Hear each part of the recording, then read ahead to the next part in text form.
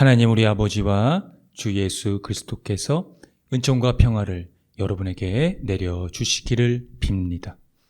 성서의 독자로서 또는 설교자로서 성서를 본다는 것은 매우 설레고 기대되는 일입니다. 그것은 성서가 영적인 언어로 되어 있기 때문입니다. 마치 그 언어가 땅에 묻힌 보화처럼 은폐되어 있기에 그 설렘이 배가 되는 것 같습니다. 성서 안에는 역사, 삶, 정치 등 다양한 영역이 존재하는데요. 그 세계에서 인간의 반응이 심층적으로 다뤄지고 있습니다. 최근 어느 분과 대화를 나누다가 그분이 그러더군요. 성서에서 말하는 구원이 다 인간에 의해 인간을 위한 것이라고요. 네, 어쩌면 틀린 말은 아닙니다. 인간의 활동과 반응에 대한 기록이고 그것이 인간이 어떻게 이해하고 신을 섬겼는지에 대해 다루고 있기 때문입니다. 그러나 정확히 말하면 하나님에 의해 온 우주를 위한 구원이라고 해야 맞습니다. 성서 기자들이 집중하고 있는 것은 하나님이기 때문입니다. 그런데 인간이 하나님을 인식할 수 있을까요? 시공간에 갇힌 인간은 절대로 하나님을 인식할 수가 없습니다. 그렇다고 하나님을 믿는다는 것은 어떤 의미일까요? 그것은 그런 의미에서 성사가 안 되는 걸까요? 절대 그렇지 않습니다. 성서에서 하나님을 믿는다는 것은 특정 나라의 역사를 토대로 그 해명이 가능하기 때문입니다. 그 특정 나라는 이스라엘을 가리킵니다. 하나님이 이스라엘과 언약을 맺었다는 것이 그것의 핵심입니다. 그 언약의 중심이 되는 내용은 다음과 같습니다. 하나님의 말씀을 지켜 행하면 살고 불순종하면 망하게 될 것이라는 것이 그것입니다. 결과는 어떻게 됐을까요? 하나님은 이스라엘과 맺은 자신의 계약에 충실하셨지만 이스라엘은 그 계약을 깨뜨렸습니다. 그러나 하나님은 전혀 다른 차원의 언약과 구원을 이루셨습니다. 그것이 바로 예수 그리스도의 십자가와 부활입니다. 사도 바울은 예수 그리스도의 이 십자가와 부활에서 하나님의 계약이 이제 온 인류에게 열려진 사건이 되었다고 설파했습니다. 이는 같은 동족인 유대인들의 심기를 건드리는 그들에게는 아주 거북스러운 행동이었습니다. 그들의 역사를 부정받는 듯한 인상을 주기 때문입니다. 그러나 바울은 하나님은 자기 백성을 버리지 않는다고 해명했습니다. 하나님이 이스라엘에게 주신 이 선물과 부르심은, 그 은사와 부르심은 절대로 철회되지 않는다.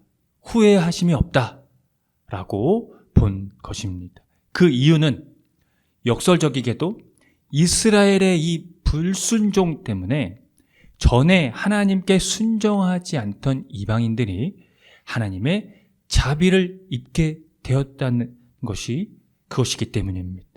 이것이 이스라엘이 궁극적으로 버림받은 것이 아니라는 바울의 해명이자 그의 명제에 대한 증명이었습니다.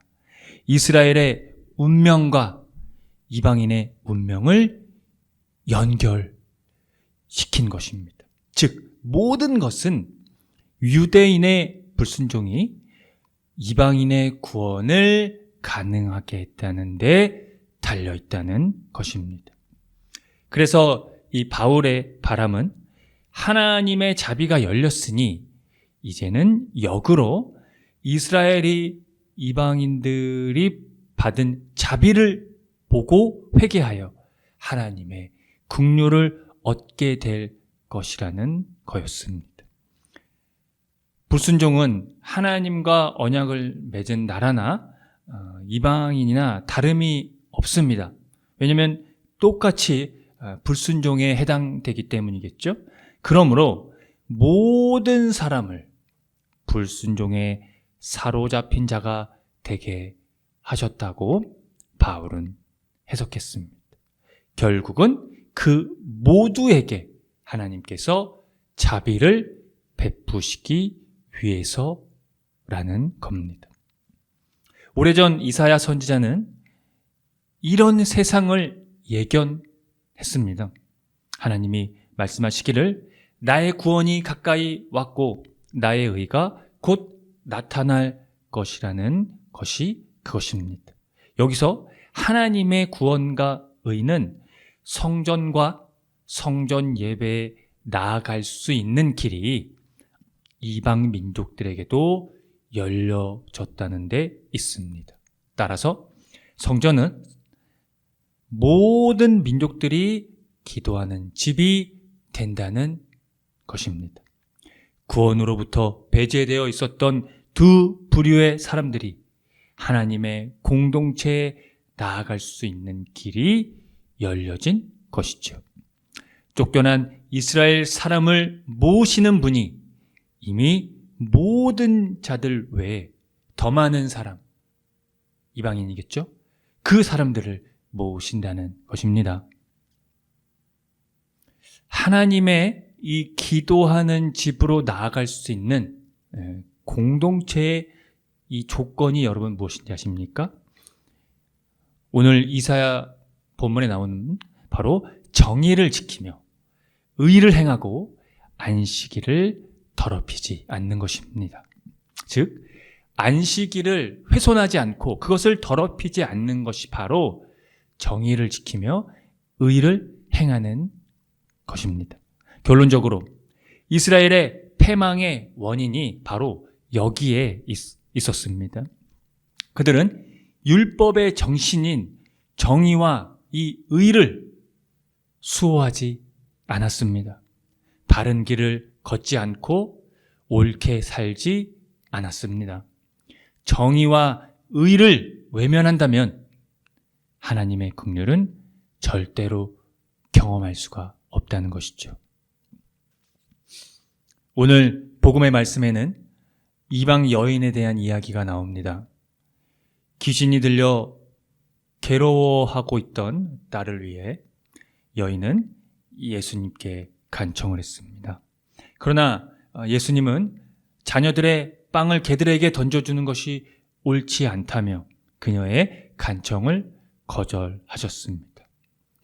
이상하죠? 지금까지 예수께서는 모든 이들의 그 고통을 마음속으로 깊이 슬퍼하시면서 그들을 치유하셨는데 오늘의 본문에는 그 긴박한 그 여인의 속사정을 외면하고 있는 거죠. 그래서 그녀가 이렇게 예수님께 대답을 했습니다. 주여 옳습니다. 그러나 개들도 주인의 상에서 떨어지는 부스러기를 먹습니다. 이에 예수께서 이렇게 답하셨습니다. 여자여, 참으로 내 믿음이 크다. 네 소원대로 되어라. 예수님의 태도가 말씀드린 대로 거친 듯 보입니다. 여러분, 이 본문의 의미는 무엇일까요? 예수께서는 전혀 이방 도시 안으로 들어가시지 않으셨습니다.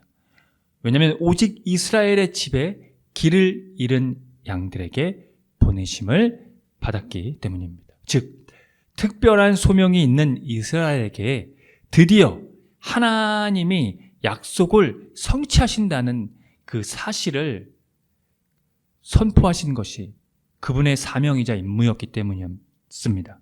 그래서 예수님은 하나님 나라를 선포하셨고 그것을 제자들이 깨닫기 시작한 것처럼 그분의 메시지는 온전히 언제나 온 이스라엘을 향한 것이었고요.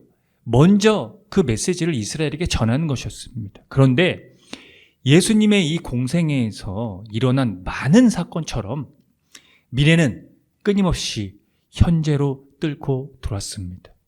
오늘 이 사건도 마찬가지였습니다. 심지어는 예수께서도 깜짝 놀라셔서 가나안 여인을 칭찬하신 겁니다. 그 여인은 예수님이 자신의 딸을 고칠 수 있다고 믿었을 뿐만 아니라 유대인들이 메시아에 대해 쓰는 호칭인 이 다윗의 자손이라는 것을 예수님을 부를 때 썼습니다. 이스라엘이 하나님의 약속을 받은 백성이라면 이스라엘의 메시아는 궁극적으로 이 세상 전체에 복을 가져오지 않겠느냐고 그녀는 생각한 것이죠. 그래서 개들도 자녀의 식탁에서 떨어지는 부스러기를 같이 먹을 수 있다고 대답한 겁니다. 결론적으로 이 본문의 자리는 유대인의 불순종이 이방인의 구원을 가능하게 했다는 것과 성전과 성전 예배에 나아갈 수 있는 길이 이방 민족들에게도 열려졌다는 것과 그 의견을 일치하고 있으며 같은 결을 함께하고 있다는 것입니다. 이는 초기 기독교 공동체가 이방인을 유대인과 동등하게 받아들이는 일이 교회 안에서 치열하게 싸워야 하는 문제였다는 사실이었으며 결국 이 싸움에서 이길 수 있었던 것이 바울의 공로였다는 사실을 부각하고 있는 것이죠. 사랑하는 성도 여러분, 하나님의 구원이 가까이 왔고 하나님의 의가 나타났습니다. 정의를 지키며 의를 행함으로 하나님의 나라를 더럽히지 맙시다. 그럴 때 이스라엘 및 흩어진 자들이 우리를 보고 회개하여 하나님의 긍휼을 얻게 될 것입니다. 아멘. 함께 기도합니다.